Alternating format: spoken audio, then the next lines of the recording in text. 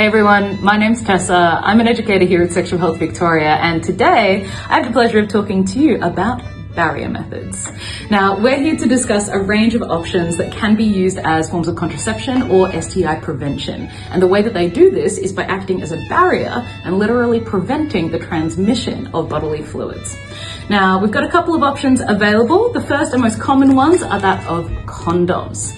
Now, external condoms can be used either over a penis or over a sex toy. And we're looking at about 98% effectiveness in terms of contraception use for those. Internal condoms are used either inside the vagina or inside the anus. And these we're looking at about up to 95% effectiveness in terms of their contraception usage.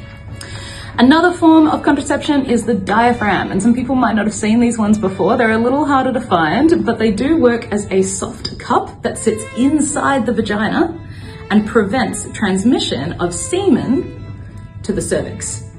Now, these can be up to 86% effective, which is really good to know. However, they do not protect against STI transmission.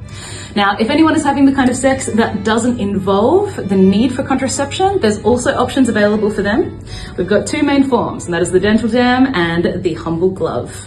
Now, a dental dam is just a sheet of latex that sits over either the vulva or the anus and is used during oral sex. Now, a good trick with this one is to note that they cannot be flipped over and reused on other parts of the body.